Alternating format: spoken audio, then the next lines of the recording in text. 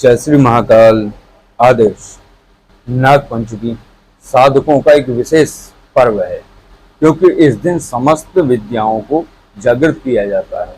जितने भी साधनाएं साधक करे हुए होता है, उन सभी साधनाओं को, सभी मंत्रों को एक तरीके से ऊर्जा दी जाती है।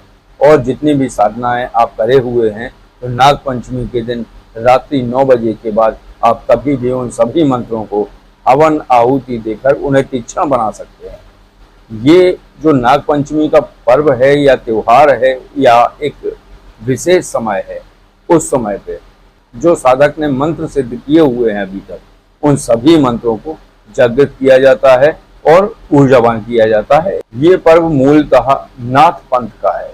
तो नाथ पंथ के जो जितने भी साधक होते हैं, वो इस दिन विशेष रूप से जो है अपनी साधनाएं करते हैं, अपने मंत्रों को जागृत करते हैं और इस समय अखाड़ा जागृत होता है। तो इस समय इस विशेष पर्व पर जो नाथ पंथी होते हैं, वो अपने मंत्रों को जागृत करते हैं और इस समय सभी मंत्रों को जागृत किया जा सकता है।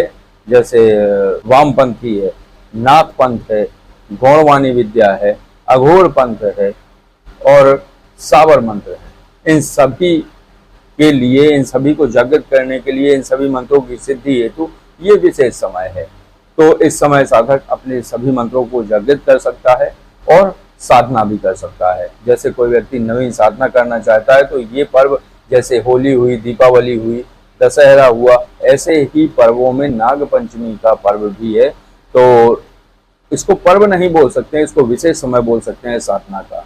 तो इस समय आप साधना करके सिद्धि प्राप्त कर सकते हैं। तो एक विशेष साधना है जिसको आप करके जो है स्वप्न सिद्धि आप कर सकते हैं। ये मातंगी माँ की साधना है और स्वप्न मातंगी स्वरूप की ये साधना है, जो कि मैं आज आपको बता रहा हूँ। इसको आप नाग पंचमी के दिन रात्रि 8 बजे से इस जाप को आरंभ करिए और इस जाप को लगातार करना है, बिना रुके। इस जाप में किसी भी प्रकार का विराम ना हो, ये लगातार चलता रहे और ये आपका 11 बजे तक चलेगा। 8 बजे से 11 बजे तक, 8 से 9, 10, 11, 3 घंटे जाप करना है। 3 घंटे जाप में आप कितनी माला कर सकते हो, ज़्यादा से ज़्यादा इस मंत्र की माला करनी है और 11 बजे के बाद हवन आरंभ कर देना है। तो जितनी आपने माला जाप की है, उसका दशांश हवन कर लीजिए। इससे होगा ये कि ये जो मंत्र है, ये आपको स्वप्न में आपके प्रश्नों के उत्तर आपको प्राप्त करा देगा। माता मातंगी की कृपा से आप स्वप्न में जो है अपने प्रश्नों के उत्तर प्राप्त कर पाएंगे। तो मंत्र है ओम नमो स्वप्न मातंगी सत्यभाषिनी सुपनम। इसको बोलना है सुपनम, स्वप्नम नहीं बोलना है, सुपनम दर्शय दर्शय स्वाहा। ये मंत्र है। इस मंत्र का आपको लगातार जाप करना है, लेकिन पहले एक माला गणपति, एक माला गुरु मंत्र, एक माला भैरव मंत्र करने के बाद इस मंत्र की लगातार माला जाप करनी है कि 3 घंटे में आप ज़्यादा से ज़्यादा माला जाप कर पाओ। 100 माला जाप कर लो, 61 माला जाप कर लो, 71 माला जाप कर लो। लेकिन ये आप करेंगे अगर तो 51 करें या 61 करें या 71 करें। अगर 100 के ऊपर अगर समय है और 100 के ऊपर आपका जाप पहुंच रहा है, तो 108 माला करें। 108 माला जाप से ज़्यादा नहीं करना है, उसका दशांश आपको हवन कर लेना है। और हवन की सामग्री क्या रहेगी? हवन की सामग्री वही रहेगी जो कि मैं हरदम बताता हूँ। काले तिल, हवन धूप, घी, मिश्री, शहद और पंचमेवा, इस सभी के मिश्रण से, मतलब घी भी रहेगा उसमें, इस सभी का मिश्रण तैयार कर लें और इस मिश्रण से आपको हवन करना है। दशांश हवन पहले 1 माला गणपति, फिर 1 माला गुरु मंत्र, 1 माला भैरव मंत्र। ये आहुति करने के बाद आप जो है मूल मंत्र की दशांश आहुतियाँ करेंगे और करने के बाद माता को प्रणाम करेंगे, उनसे प्रार्थना करेंगे कि माता, जब भी हम प्रार्थना करें, जब भी कोई प्रश्न का उत्तर प्राप्त करना चाहें, तो माता सहायता करना और स्वप्न द्वारा हमारे प्रश्न का उत्तर देना।